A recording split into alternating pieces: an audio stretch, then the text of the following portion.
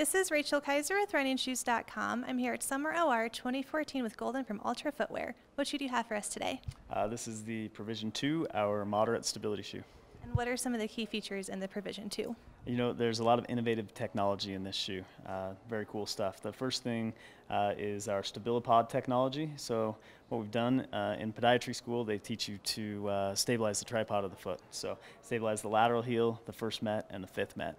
And if you can stabilize that tripod of the foot, the whole foot's going to be stable. So we literally took this shoe and we bumped these columns out of the midsole of the shoe here so that in those three areas, literally making it wider through that zone. So you get the stability as if you had a much wider shoe with only having to widen out that area of the shoe.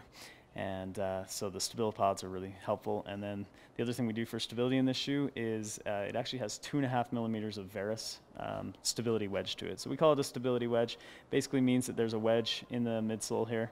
The shoe gets thicker as it goes to the inside of the shoe. So this side of the shoe is thicker than this side of the shoe.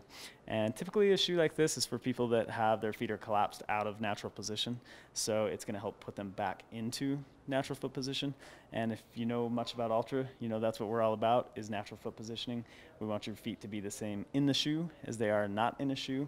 And for people that are collapsed, we want to get them back to how they should be. So those are some of the key things of this shoe, along with our signature zero drop, A-bound, and foot-shaped toe box. All the things that make an Altra shoe unique and make it wonderful. Better running technique, more comfort, less problems with the toes, etc. And tell us more about the zero drop philosophy that Altra has in all of its shoes. Yeah, so zero drop was put into the shoes. I actually first came up with it after watching film of our runners at my running store. People ran great in spikes and flats and barefoot, and then we would film them in the shoes we were selling them, typically your traditional running shoes, and they landed with a lot more impact. And so we had this theory that if we took the weight out of the heel and the height out of the heel, that people would run better. And sure enough, the video analysis confirms that people look very similar, run with nice low impact technique in a zero drop shoe, just like they do without a shoe or in a spike or a flat. And then you take that same person, put them in a traditional shoe, and technique kind of goes out the window and impact gets higher and bad things happen. So we think that's pretty important. Well, thank you so much, Golden. And this has been Rachel with RunningShoes.com.